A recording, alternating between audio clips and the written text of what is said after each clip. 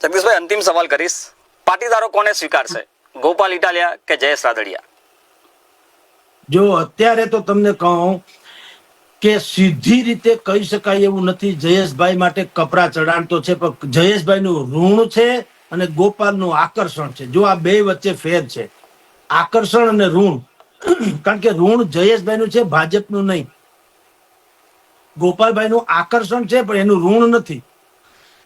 હવે ઈ ભવિષ્ય છે. આ જે છે એ વર્તમાન છે. જયેશ છે એ જયેશ રાદડિયા વર્તમાન છે, ગોપાલ છે એ ભવિષ્ય છે. ભવિષ્ય એટલે શું કે નથી એની પર કોઈ લાંબા દાગે નથી, તો નથી એની પાસે કોઈ સત્તા એટલે કોઈ મોટા વાયદાના વેપાર કરી શકે. તો બે પાત્રો જે છે એમાં ગોપાલ ઇટાલિયા જે છે એ વૈયક્તિક રીતે તમે કયો તો હજી થોડા અગ્રેસર છે, પણ જયેશ રાદડિયા પાસે સહકારી ક્ષેત્ર છે, એમાં એને સારા મંત્રી પદ મળે તો આપણે જાણીએ છીએ સામ દામ દંડભેદ ભેગું થાય તો એનું પરડું થોડું ભારે તો થાય જયેશ રાદડિયાનું. એટલે જયેશ રાદડિયા મેં તમને કીધું તેમ, તમે પ્રશ્ન છે કોને સ્વીકારશે, સમાજમાં છે હજી 2.5 વર્ષ છે. 2.5 વર્ષમાં કોણ કેટલું હીર બતાવે એના ઉપર હજી નક્કી થશે. આજે કેવું વધારે પડતું છે, પણ એટલું ચોક્કસ કહી શકાય કે જયેશ રાદડિયા જે છે વર્તમાન છે ને એ સક્ષમ છે ને એનું સમાજ ઉપર ઋણ છે. જ્યારે ગોપાલ ઇટાલિયાનું એ વર્તમાન નથી તો ભવિષ્ય છે, એની પાસે સત્તા નથી પણ એ ફ્યુચર એટલે કે લોકાકર્ષણ એના તરફ લોકોનું વધુ છે. કારણ કે ભારતીય જનતા પાર્ટીનું યુઝ એન્ડ થ્રોની નીતિ બધાને ખબર છે, કોંગ્રેસનો જૂથવાદ બધાને ખબર છે. હવે આ બંનેમાંથી અત્યારે જો કોરી પાર્ટી જેવું કોઈ તંત્ર હોય તો એ અત્યારે આમ આદમી પાર્ટીનું છે. તો લોકો માને છે કે ભાઈ વકરો એટલો નફો છે આમ આદમી પાર્ટીમાં, પણ અત્યારે કોઈ છે તો નહીં. તો ગ્રાસરૂટ લેવલના કાર્યકરથી માંડીને આવા નેતાઓ જે મળી આવે તો એ નેતાઓ મળી આવે તો શું થાય કે એ લોકો એને સ્વીકારી લે.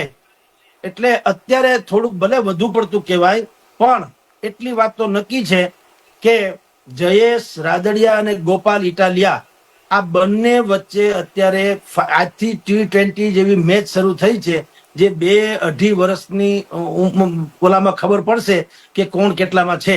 પણ બંને તરફ ગોપાલભાઈ ઇટાલિયા તરફ લોકાકર્ષણ છે, જયેશભાઈ રાદડિયા જે છે એની પાસે સત્તાથી માંડીને બધી જ પ્રકારની વ્યવસ્થા છે. હવે સરકારમાં જનતા કોના ઉપર ભરોસો મૂકે એ આગામી 2.5 વર્ષમાં કોની કઈ નીતિ છે એના ઉપર આધાર છે. જી, એક નાનકડો સવાલ કરીશ જગદીશભાઈ. સ્વર્ગીય વિજય રૂપાણીનું સ્થાન સૌરાષ્ટ્રમાં કોઈ પૂરી શકે તેમ છે નહીં. લાગે આપણે જયેશ રાદડિયા ગુજરાત એટલે કે ગાંધીનગર ને બધું અને સૌરાષ્ટ્ર આ વચ્ચેનો પુલ બની શકે છે? બિલકુલ બની શકે. કારણ કે ભાઈ જે વિજયભાઈ રૂપાણી હતા એની વજુભાઈ વાળા જેવી વાત હતી. વિજયભાઈ રૂપાણીનું કોઈ જૂથ નતું, એ કોઈ જૂથના નહોતા. એટલે એ એક એવો સેતુ હતો કે જે હાઈકમાન્ડને જ બિલકુલ સમર્પિત હતા. જયેશભાઈ રાદડિયા એવું કરી શકે કારણ કે જયેશભાઈને પાછું કઈ જોતું નથી, ભગવાનની દયા છે બધી વાતે. એટલે એને એ શું માગે છે કે ભાઈ મને મારી કાબેલિયત પ્રમાણે તમે મને પદ આપો, મારા કદ પ્રમાણે પદ આપો એમ. અને જે હવે આપવા જઈ રહ્યા છે, અમે તો સાંભળ્યું છે ત્યાં સુધી કે જયેશ રાદડિયાને કદાચ ગૃહ મંત્રાલય પણ આપવામાં આવે. હવે એની સામે એક જ ભાઈ ફાઇટ છે વસાવા સાહેબની, જે પૂર્વ સ્પીકર હતા. પણ આ તો જો ને તોની વાતો છે. પણ એક બહુ એને ખાતું એવું મળશે કે જેના આધારે એ ભવિષ્યની કોઈ પણ પ્લાનિંગ કરવાનું હોય તો સૌરાષ્ટ્રમાં કરી શકશે. ગૃહ મંત્રાલય જેની પાસે હોય એ ધારે તે કરી શકે. એ આપણે બધા જાણીએ છીએ, કોન્સ્ટેબલ ધારે એ કરી શકતા હોય તો ગૃહમંત્રી શું ન કરે. એમાં જયેશ રાદડિયા જેવા વ્યક્તિ હોય કે જે સહકારી ક્ષેત્રમાં પણ માંધાતા છે, પાટીદાર હોવાને કારણે સમાજ પ્રત્યેનું આટલું ઉત્તરદાયિત્વ છે અને બધાની યારે લોકપ્રિય છે, યુવાન છે, બધું છે.